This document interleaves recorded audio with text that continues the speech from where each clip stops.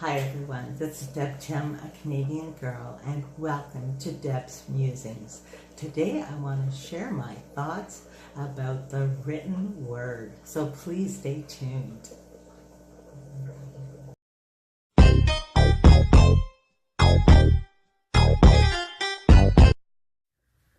The English language is the only language in the world that relies as much on tone and inflection for the meaning as it does the written word.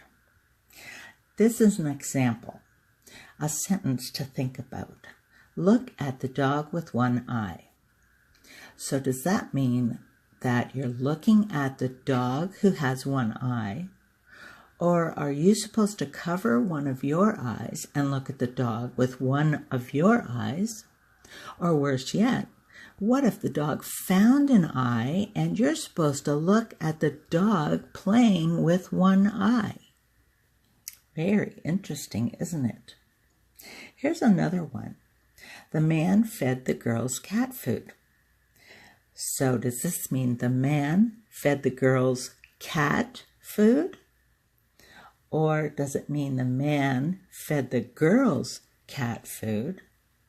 Or even funnier, does it mean the man fed the girls cat food? As if the food would really eat itself. Just by moving the comma around, the entire meaning of the sentence changes.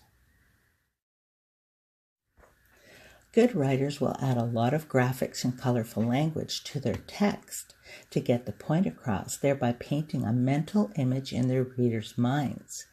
In the written language, it's amazing that we ever get the point made that we can all agree on. This is where the problem lies, which leads to misinterpretation of the written word. So if I say I read what I said, therefore it said what I read, would I be right? No, not necessarily. Now go one step further and ask, is what you read what the writer said?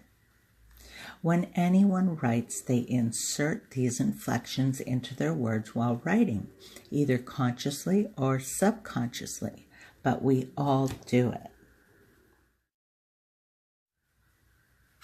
The problem lies in the fact that these inflections do not always carry over to the reader. These inflections are then reinserted by the reader based on how they interpret what they've read. When we do not apply the same inflections, the meaning changes.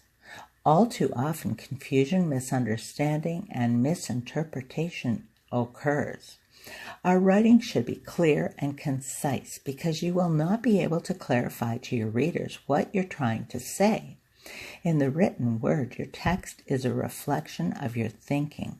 Sometimes you're lucky and are able to ask the writer a question and find out what the true meaning of his or her words are.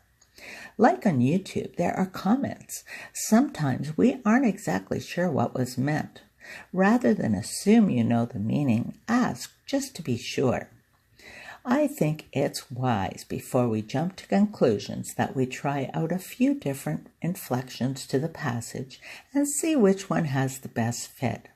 Now that's not to say that we'll be right, but at least you've allowed yourself to apply other possibilities to what you're reading. The world on paper is such an amazing place.